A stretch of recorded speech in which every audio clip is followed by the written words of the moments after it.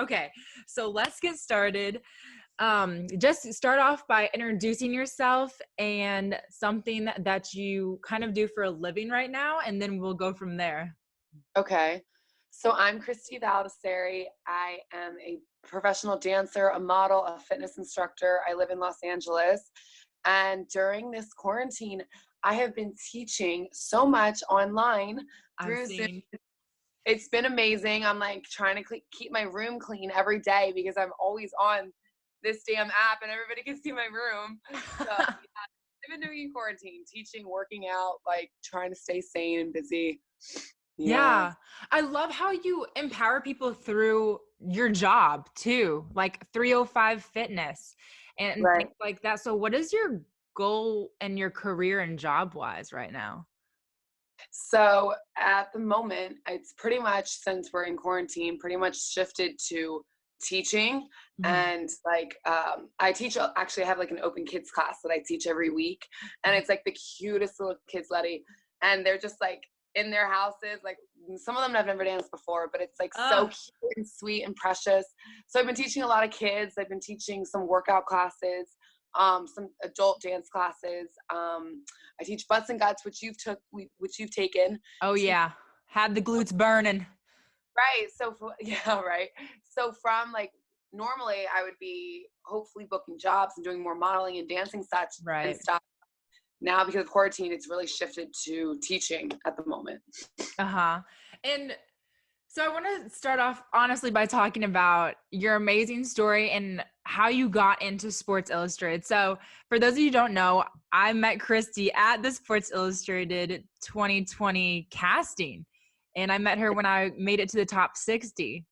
And we were just like hanging out in line the whole day. I was like, oh my gosh, this girl has such a bubbly and fun spirit. And I think I met you at the time. I think you were wearing like a bandana.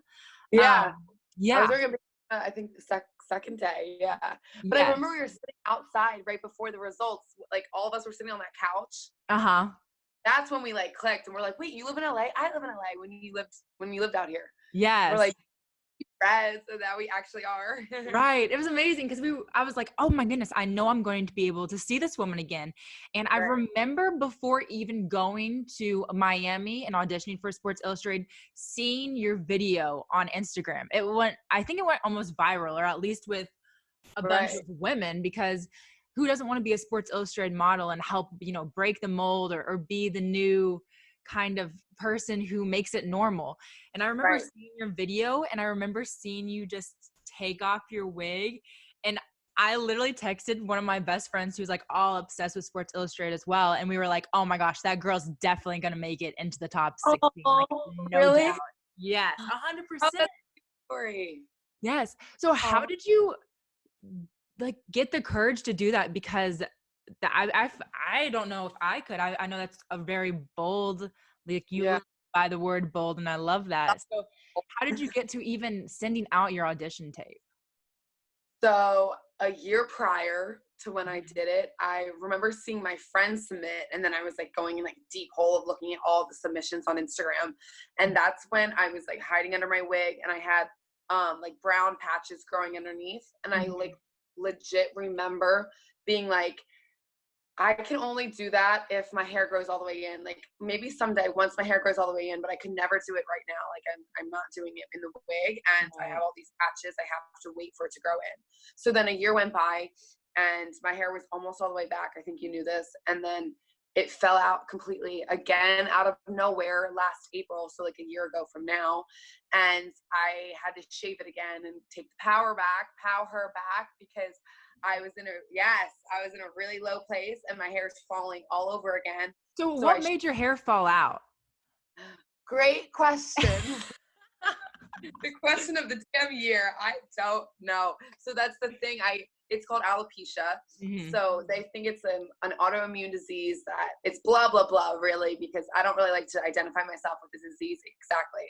Right. But it has to do with stress or like allergies or I don't totally understand it all, but I am now trying to put energy into loving my look rather than changing my look and trying to grow my hair. Mhm. So it fell all the way out. I shaved it and then I was like, you know what? At this point I had opened up about being bald everyone knew at this point last year. And I was like, you know what? It's my time. Like, it's no better time to do it. I'm making a video. And I like hit up my friend that's a videographer. We went to the beach one day and I was like, don't ask questions. We're just doing it. Like, I didn't give myself a second to doubt it. I just did it. And then he like did an amazing edit for me.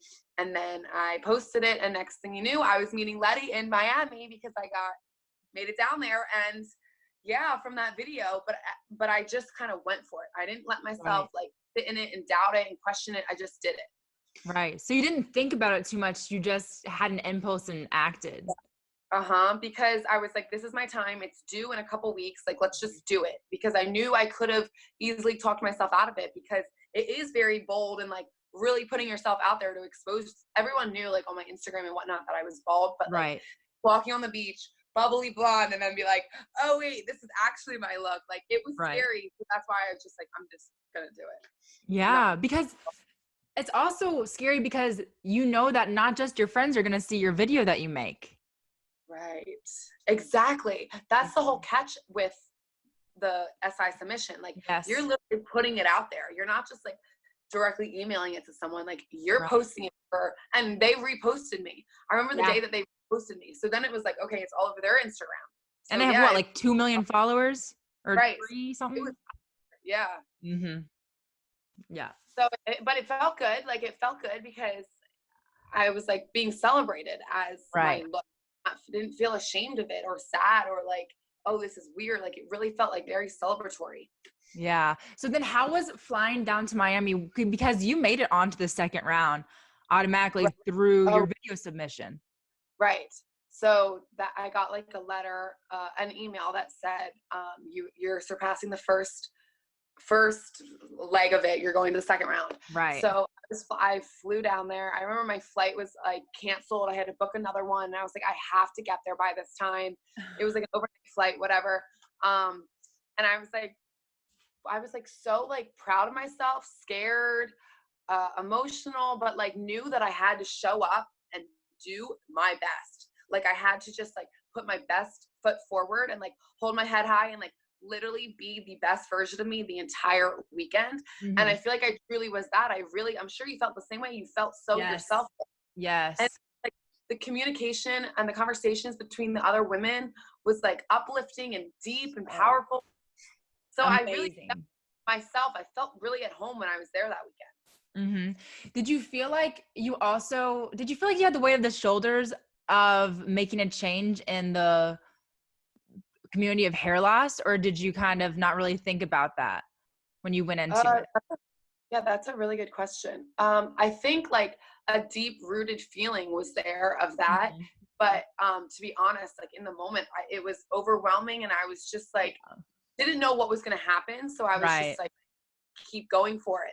But now I like feel so strongly that now it's the top 6. I'm like, bald women and my journey as a woman with hair loss, like at this point compared to a year ago, I'm like so strongly that women that are bald need to be normalized. But at the time, it was new to me. I was anxious, nervous, like overwhelmed, but I'm sure deep rooted, yes, I want to make a change that bald women are normal. It's not a weird thing to be bald and be 26 and bald. Right. You know, that's so true. And I'm going to be honest, before I met you, I hadn't really met that many bald women because I met one when I was younger, but she was like the only one in our community. And so it was seen as, oh, I think she had like leukemia or something. I was like, oh, there's, something wrong with her because she's bald. But when I met you and I started seeing all the girls that you were reposting and girls coming up and talking to you about their hair loss stories, I realized a lot of people deal with it and actually rock it. Right. Well, that's the thing, that so much of the world that we live in for so long, the society, the media has deemed bald as a sickness and as a weakness and something you should be ashamed of as a woman. I mean, I can't get it with men because I'm not a man, but it feels like there could be 1,000 bald men and no one says anything. But if you have one bald woman, people are double staring at you and looking back and like questioning it. But I'm like, why? Why can men be bald and be fine and nothing's even looked at twice? But then a woman, you're deemed as, oh, she's sick. Oh, what's wrong with her? Why is she bald? Right. Well, why do you have long brown hair? Like, no one's asking you that. Right. Why do you have hair? Like, I don't want it to be associated with alopecia or health condition. I just want Right. it to be, oh, that's Christy, that's her look. Some days she wears wigs, some days she's bald because that's her look, you Yeah. know? You have made it a look. You are totally revolutionary, like revolutionarizing. What's a huge word? Whatever. You're like I know. revolutionary. Okay, that's what I'm trying to say. But yeah, just watching your story and journey. And I remember you talking a little bit about before even getting to Sports Illustrated. And I think we're just jumping around at this point, but whatever. But before that, you were talking about how you had gotten your dream job on a Disney cruise and how that is kind of when the hair loss started and you kind of started feeling alone and like you weren't accepted. Yeah, well, so it wasn't Disney, it was a different cruise line, but which doesn't even Okay. matter. Oh, Sorry, not Disney cruise. Don't quote me on that. Disney's great. But yeah, I won't even name drop it because it's not worth it. The cruise line sucks. But yeah, so I was living in New York. And this was like 3 years ago. And I booked a dream. It was my dream job to work on a cruise ship as a dancer. I grew up going on cruises with my family, and to think that I could travel around and dance and make money and perform was like a dream out of college because I have a dance degree. So I booked this job. I was on cloud nine. It was the best thing ever. I was on the ship, supposed to be on the ship for 8 months. Right. And after 6 weeks, and at this point I had hair loss, but not like I do now. It was I covered it up. Like I had patches, but I would cover it up. Right. I wasn't a wig. But they were aware. The people that I worked for were aware. They had ordered me a wig, and whatever. Within 6 weeks, they fired me out of the blue. Told me this one man with way too much power didn't even talk to me. He sent it through his minions and told me that they have a flight out for me that night, and I'm fired. That night? Oh yeah. And I fought. They told me that Friday morning. That night they had a flight out for me, and we were in Canada on the west side, and I'm from Philly. So I argued them and was like, I don't have anywhere to go. My family's out of town. I'm supposed to be on this until December, and it's June. So 6 months I was supposed to have this job. So anyway, they sent me out. They ended up sending me out the next morning, kicked me off the ship at 6:45 a.m. And all I ever got was, never talked to them again. All I ever got was that I drew attention and pulled focus, or stood out. That's what they said. And I will never to this day know, but it really felt like it was about my hair loss. Right. So from there, within 3 weeks, my hair was gone because of the trauma and the stress and the anxiety of being on cloud nine and then being hit to rock bottom within a snap of a finger. Yes, you would feel so alone. Like if someone attacked me for something and then got fired, I would feel even more insecure about it and feel bad about it and keep picking at it and looking at it. Is that what you did? Well, that was like my argument. Like no one cared. Like no one cared. But my castmates, I was saying like, this is literally going to cause this health condition to skyrocket because of the trauma I'm about to go through, because I don't have an apartment. I moved out of my apartment in New York. I didn't have a job anymore. And now I don't have any hair. So it felt, and like Letty, you're saying about being alone, like I really believe that is one of the worst feelings to ever feel, like alone or lonely, or like you don't have anyone. I hate feeling alone, and that's exactly how I felt. So alone. And even going through hair loss, like or going through something that changes your look or something traumatizing, truly feel so alone. And that is one of the worst feelings I think as humans we can feel. Yes, 100%. Like there's so many books about it, especially on leadership and interacting with people. It's all about the human connection and desire to communicate and relate and belong. It's crazy the power of like relating to someone or communicating with someone, like having a connection of some sort can really lift your spirit. Right. Oh my gosh. So hopefully people that are listening to this can some sense that they've lost something or they're going through something, they can understand that they're not alone. And like it can feel that way, but if you can like get yourself to open up a little bit about it, like you can feel so much love and support if you can just get yourself to open up to the slightest bit about what you're going through. So what made you open up about what you were going through? Yeah, that's a good question. So I after I got fired from the cruise, I spent like 2 months at my parents'. Thank God I had somewhere to go. Mhm. And then something in me was like, you have to go to LA. I've been here one time, and something in me, and again, I said I'm from Philly. Something in me was like, you're going to LA, Christy, whatever happens, you got to go to LA. Okay. So the first day I flew out here on a one-way ticket. And the next day I met, yes, right. Yes. Get it. So then the next day I met this girl, like hooked me up with this mutual friend, and was like, she also has hair loss. She's completely bald as well. The second day I was here, I remember I was staying at my friend's. She drove down, picked me up. We like got dinner and hit it off. This girl's my best friend now, and her hair is completely back because I watched her. She lost it. She went through something very traumatizing as well, and I don't think hers was necessarily alopecia, but she lost it. So when we met, we were both at this really low place of being bald, and like I remember we would sit in our cars crying and being like, is this gonna happen? Is this gonna be a thing forever? Like, how are we ever gonna deal with this for the rest of our life? Yeah. Like that felt, and we have a special connection because we were both going through it. But anyway, I saw her share her story. She opened up about it on Instagram, on social media, and I watched this girl transform into a badass, powerful, confident woman, and her hair grew back. And then she like met her boyfriend, like the love of her life, and she booked an amazing job. Like I watched her life unfold and her unfold as a woman, and that inspired me. But the day she did it, I was like, I'm never doing that. I can never do that. Really? But I watched her develop, and then I was like, I can't continue to hide and like be pretending that I'm this bubbly blonde, blah, blah, blah, but be dying inside. So I was like, I set a date, and I was like, I'm doing it on this date.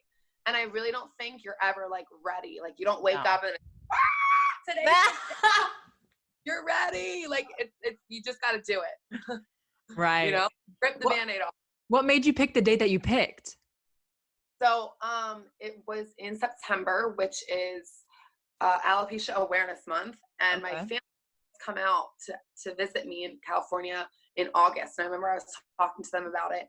And then it was like, honestly, it was like, how did I pick the day? It was like my roommate didn't have acting that night or that day. I was like free that day. I didn't have anything. It was a Tuesday. I knew like all my friends were in like the restaurant business, so they could all be there in the day. Like none of them had to be at work.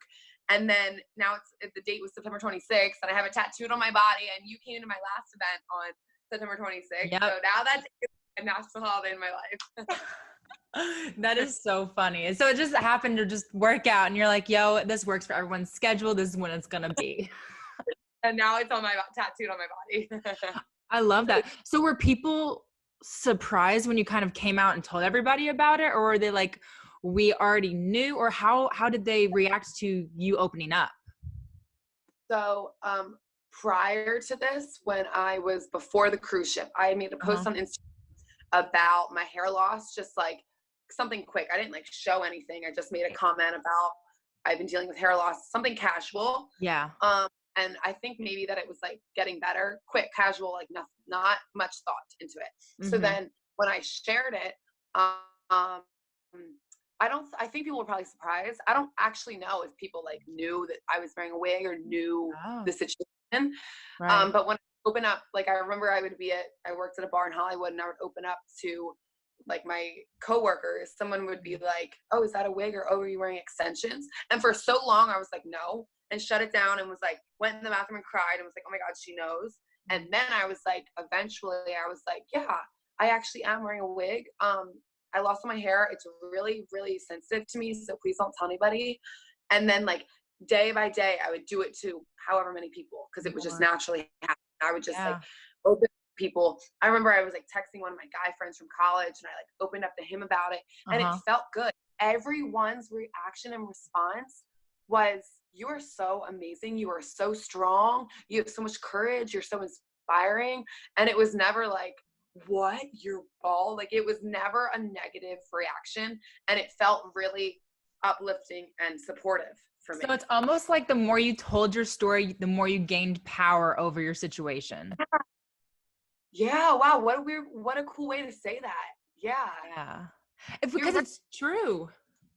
Yeah, because it's like, it wasn't like it was controlling me or had the power over me. Like removed my wig and was like in front of everybody. Like on that 9/26, I hosted an event the first year when I first opened up, and it was everyone I knew in LA. I had been to LA for like a year at that point. Everyone I knew I invited. And for the first time ever, I spoke out loud about like going through the horrible breakup I went through, being fired, moving across the country, losing all of my hair. Like for the first time, exactly what you're saying, I had the power over everything that happened to me.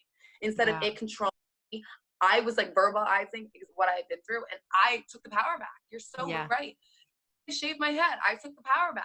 Then when I went to Miami for SI Swim, like I took the power back from this stupid condition that could in so many cases led me down a really dark road. Dude, 100%. And it's amazing to see what you've done with the platform that you gained through Sports Illustrated.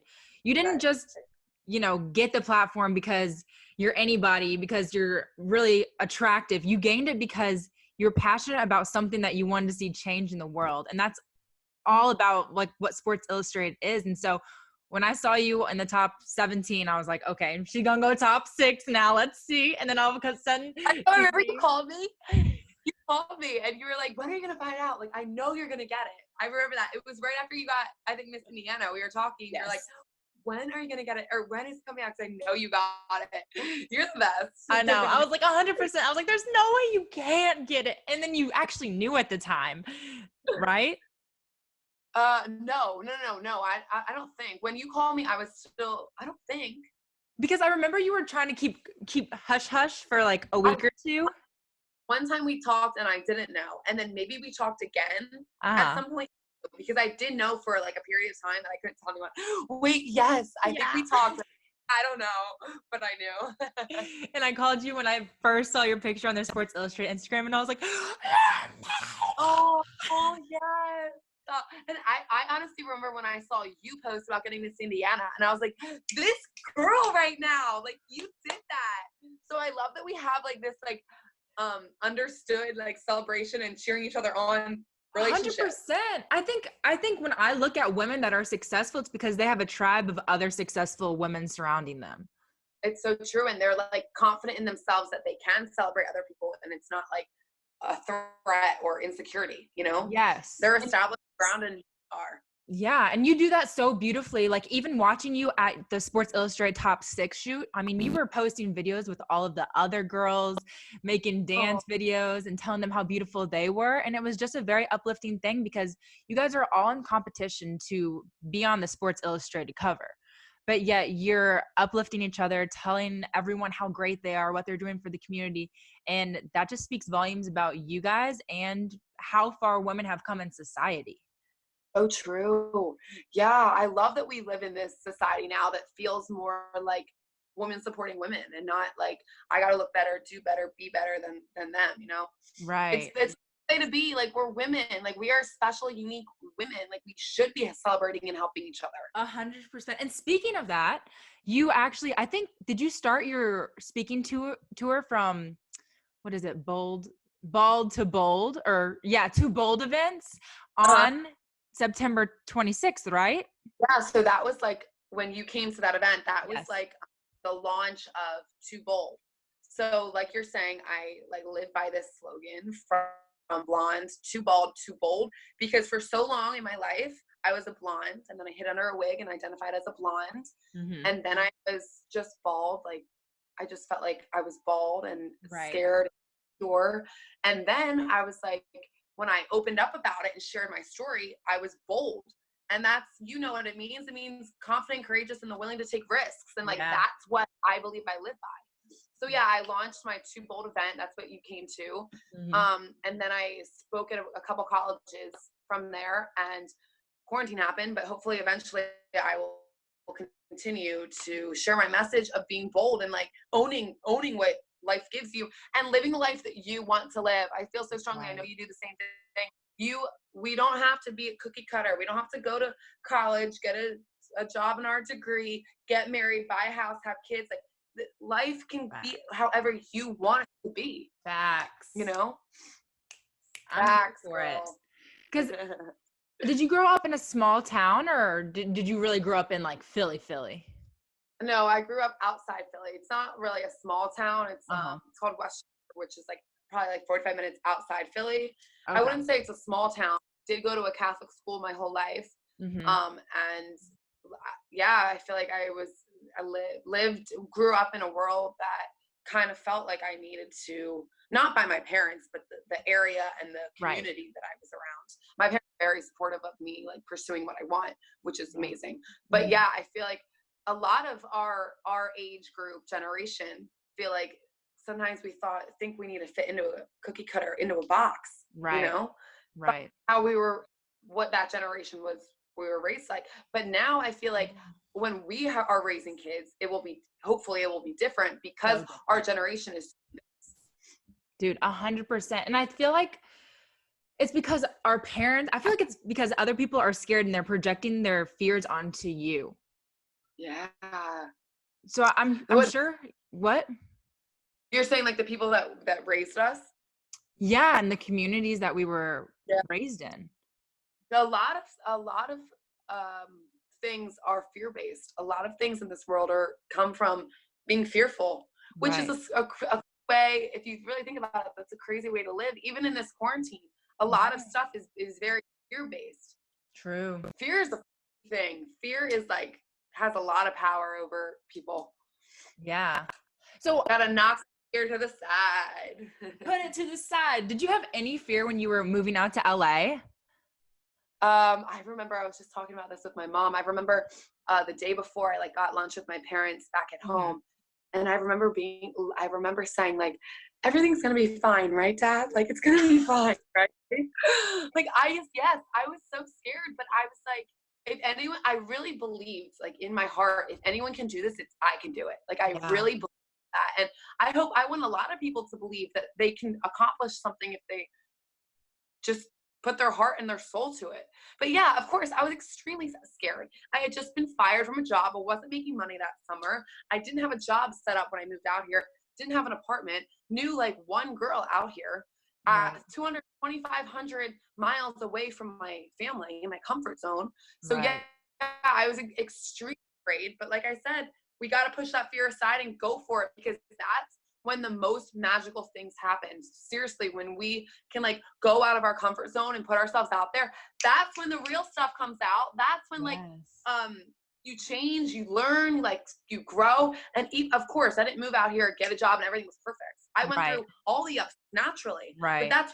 and I think that lately I've been understanding that that is what life is. Life is not a white picket fence and cherry blossoms and happy and Mhm. rainbows and unicorns. Like life has ups and downs, and if you don't have the lows and the really dark, sad moments, you can never appreciate an amazing, happy, wonderful experience. But I don't think I really understood that until I went through the lows and the heartbreaks and the hard times that I've gone through. Right. Do you believe that everything happens for a reason? Yeah, I love that quote. I really do believe that, but I don't think we know the reason when it's happening. Oh I no. think eventually, right. And that's what I believe that, but it's really hard to like believe that when you're like in Right. your room crying your eyes out, absolutely sad, and like believe that there's no hope and you can never get out of this. Mhm. Like, yeah, so everything happens for a reason. You can hear that, but when you're in a low moment, it's extremely hard to believe that. But when you get out of that low moment and then 2 years later, you're like, wow, I got fired from that job, so I can move to LA and start a different life. Like, yes, that happened for a reason. But when I was getting fired, I wasn't like, this is happening for a True. reason. Of course. you know? Yeah, but But yeah, yeah, I think it's a good point though, because if someone who's listening to this is going through a dark time or going through something that wasn't on their life plan, it's yeah, probably preparing you for something better. And I know that's so cheesy. I know it's something that people hate hearing, but it's I agree. It's the truth. You're right. But you really don't, it's really hard to understand and know that in the moment. But if you keep pushing on, I really believe that there's always a rainbow after the rain. Always. If you yeah. can get through the rain, always a rainbow. Yeah. Do you think through everything you've been through with the hair loss, through opening up on September 26th, to auditioning for Sports Illustrated, making top 6, to now having a bald tourage. Wait, first off, let's talk about the bald tourage, because I see on your Instagram that you have a whole group that you've put together now called the Bald Tourage. Yes. It's called the Valdiserri because you know where that came from? I used to be a blonde. I used to wear blonde wigs, and it was always like, oh, the blonde tourage. If it was me and like a couple blonde friends. Oh, the blonde Yes. tourage. Or I've heard that. And now I'm like, yo, like, can it be me and all my bald friends, the bald tourage? Yeah. So it's an online community of women and girls and moms that have daughters that have hair loss. And I hope someday that I've been teaching them online. We've been having like different meetings online and like sending out emails and different like hair loss hacks and whatnot. But hopefully someday I will be in person with all of my bald tourage and we can actually connect. And yeah, because like we're saying, I hate the thought of thinking of someone feeling alone because I have felt alone multiple times and I hate the thought of that. Right. And it can feel really isolated and alone when you look different than the world or than society. 100%. Do you think through everything you've been through that you feel like you've found your purpose? Yeah. Oh, I just got chills. Oh my God, you're asking me really great questions that not a lot of people have asked me. I appreciate this, Letty. But Thanks. yeah, I feel like yeah, but I wouldn't have said that a year ago or maybe even 6 months ago. Well, Right. since I think SI has like truly, like to my core, has helped me realize like who I am and why. Yes. And like why, right? And why this has happened to me because I remember so many times driving in my car on the speaker with my mom being like, why is this happening to me? Like, why is this happening? Like, I just want to get on a flight, fly home and this be over with and live at home and hide and just let it be over with. Like so many times I thought, why me? Why is this happening? And now like, I truly thank God for maybe the last like couple months, I haven't gotten sad about my hair loss, but up until maybe 2 or 3 months ago, I will go through moments that I'm like looking in the mirror and I'm like, why? Like this, I don't want to look like this. I just want to have hair. I just want to have hair. But recently, I think I have really like understood that this is happening because of the message that I'm sharing and like the like my personality kind of helps align with it, you know, like I am outgoing and I'm friendly, like to talk to people, like so now that I have lost my hair, I feel like I can really be a voice and a force for other people that maybe don't have the confidence yet or don't have the personality that's outgoing and talking to people and you know. So I think yeah, it's helping my personality even develop and like come out even more because I'm becoming more comfortable with this difference that I have because of conversations like this, companies like Sports Illustrated, and surrounding myself and being around people that are like my roommate, my friend, my friends, my parents, you, like that are lifting me up and like not for a second making me feel like it's a weird thing at all. You know? Yeah. And I mean, I saw you on, what was it, like a Dick's Sporting Good commercial or something? Yeah. Oh, you're the best. Oh my gosh. I was like, wait a second. Who is that slamming the ball down? Well, wait, that's such a good thing that you brought up. When I was in that audition, the woman who was a woman director, okay, which is amazing already. It was so many women on this project, but she asked me in my audition, she was like, I just want to know, like made a comment, very, very, very beautiful how she worded it. But she asked me why I am bald, but not in like a negative way. Like I really felt very amazing how she How'd asked she ask it? word it. I think she was like, I just want to ask like why the shaved head or something like that. But then her response was like, wow, well, I absolutely love your look. Like you are rocking this look, girl. Like it looks so good on you. And I left on cloud nine. I remember I called my mom and I was like, oh my God, I just had the best audition because I've gone to 1,000 auditions that are like, I feel insanely weird that I'm the bald girl. And I feel like an alien almost. Yes. And then she like noticed it, made a comment, complimented me, and then booked me on the job. And I was like, So when I was on set with her, I was like, I just want you to know this is the first job I've ever booked as a bald woman.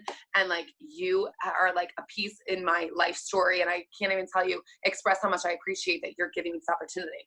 And it's cool because other bald women like sent me a message or sent me the video and was like, oh my God, I saw you in this. And it's like, yes, we need more of this representation to normalize it. So, Yeah. so little girls or women can see on their TV, oh, a bald girl. Oh, it's normal. Oh, I can see myself in someone else. Right. You know? Oh Like, my gosh. Make her Miss Universe. Like what? Letty, my girl. That literally sounds like, I don't know if I went to Miss Universe and watched it. So that's why I'm bringing it up, pageant girl now. Remember you were over my place and we were watching it and FaceTiming Javi? Yes. Yeah, so I'm a little bit more on the in with Miss Universe now because of you. You're a little bit more woke with it. Yeah, but the current Miss Universe, she is a Black woman from South Africa. Yeah. I know. I love it. Mm-hmm. And she has a short haircut, like almost shaved. Yep. Yes. And she said, like, one of her answers that was just so powerful was like, I want young girls to look at me and see their face reflected in mine. Oh, it's so true. Yeah. That's like when I'm watching TV in this damn quarantine, I'm like, I see not one actress that I identify with that looks like me. Right. Not one, ever, ever, ever. Whereas like someone with brown hair or blonde hair or red hair, like can look and see, oh, I could play that part. But I don't see that ever, I never thought about that. Yeah. And like, even like little girls, like when they're getting Barbie dolls or baby dolls, like why are all these Barbie dolls, baby dolls white with hair? Why? Like there's 1,000 other people in this world that look differently. Like these little girls need to have dolls and toys and things that they can look up to that look like them. So they don't feel like they're weird and they're alone and they're an alien. So that's why I'm out here trying to make it normal. So these little girls can look up to me and be like, I can be that someday because this girl's bald and it's normal and it's not weird. Yes. Oh my gosh. That's so powerful. You're going over here, girl. Yes. No, I'm living for this. I'm like, yes, keep it coming. Great. Man, your story is just incredible. And I've actually used you. So I've started public speaking now that I've become Miss Indiana, Yeah. And one of my things, like I was talking about like supporting women and you came up as someone who supports me and I love supporting you. And I was telling people your story a little bit and it wasn't even like about you. You were just like a little snippet in this whole presentation and people were so moved by your story. Really? Yes. Oh. And they were like, wow, that's strong and that's powerful and all this stuff. And I think that you like, what? Oh, I was going to say that if people are like going through something, like hearing you say that people are saying that my story is powerful, like if you're going through something at this moment, if you can get yourself to not get through it because it's never gone, like if you can get yourself to open up about it or like take a baby step, like people acknowledge your strength and your how inspirational you are. It's less about like what happened and like more about how you're handling it, like the cards that people have been selling, it's all about how you handle it, it's not about like what it's how now people are recognizing how I'm handling it rather than like honing in on, oh my God, she got fired, oh my God, she went through that breakup. Like it's not about that, it's about how I'm owning it. So people listening, like it's about how you take the shit, I don't know if we can curse, but the shit that happens to you and like handle it. You could take that, your mouth went raw. Every time I'm like, I don't know if I can curse or not. You're good. So before we close out, I think we've reiterated it so many times about just opening up about your scars and talking to people. You don't have to like expose yourself completely, And it's baby steps. Steps but is what make it happen. It's not like I woke up one day and was like, oh my God, I'm so happy that I'm bald. That never happened, It's the little baby steps that get you there. So what is a quote maybe that's your favorite quote or something that you want people to live for themselves to do? I mean, we already reiterated so many times about just taking the baby steps, but is there something else that you think would be great for people to know? Well, when you said like my favorite quote, I really live by and really believe, like I have been taught this my whole life from my parents. When there's a will, there's a way. And like maybe people have heard that before, but I Right. truly believe like if you have the will in you, there is a way to do anything you want to do. And maybe it's not overnight, maybe it's not in 2 weeks, maybe it's not in Right. 2 months, maybe it's in 5, 6 years. But like if you have the will, I swear there is a way to make it happen. And like I really, really, really believe, like to my core, that that's the truth, that you have to find. And if you don't feel like you have the will, dig deeper, because you Right. have to find you. But things aren't just going to happen. Right. It's not like How there's did you just a find way. your will? Oh my God, how did I find my will? I feel like I like a deep part, deep inside of me, I knew that I couldn't struggle like this forever. I could cry, but I knew that I couldn't like live this fake life that I was living. And like, I Yeah. couldn't continue to destroy me and cry myself to sleep and hide under a wig and hate going to auditions and wear a hat and call my parents crying. And like, I knew I couldn't continue to live that way. Right. I knew that there was something bigger and more impactful and more important, like my purpose for me to live. I couldn't, if my hair wasn't going to grow back, then I needed to shift the perspective and like make this bald look okay for me. I couldn't continue to let it control my life and like make me sad that I was bald. I needed to flip the switch and be like, this is cool, this is different, I'm going to normalize it, I'm going to own it. But that's how I got my will. I couldn't continue to live this sad, upset life that I felt like I was living when I was hiding under my wig. Yeah. That's so understandable, because I think a lot of time people, when they flip the switch, it's when they know that the switch could like stay off and then never go on again. Right. Or like you want to wait till it's over with. Like for a while I was like, I'm going to hide under my wig. My hair's growing back. I'm going to wait till it's over with. Then I'm going to share Right. it. Like once you're through it. But Right. that wasn't the case for me because my hair fell out again. So you just owning it, like owning it and knowing, like trusting that like there's going to be highs and lows and it's not going to be smooth sailing. But like, if you can continue to see the beauty in it and shift your perspective to look at it as a glass half full rather than half empty, Yeah. like life can really be beautiful. It's so much about like shifting your mindset. Right. Oh, I love that quote. Thank you so much for sharing. Literally your whole story just chills pretty much like throughout the whole interview just now. And I'm Last hopefully I was Peg, I love you, girl. Yeah, I love you too. And I hope that people watching or listening, however you're getting this, I hope you are inspired and act on what we've talked about, is taking the first steps to being confident and taking your power back. Taking your power back. Yes. Taking your power back. So thank you again so much for coming on. You're a legend.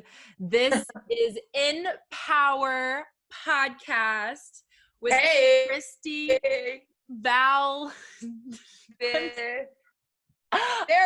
So bad at pronouncing your last name. It's okay, Valdiserri, you got it. Valdiserri. Valdiserri. Christie, you can tell we're really professional here. But this is the best one. It is like relatable and fun. It's not like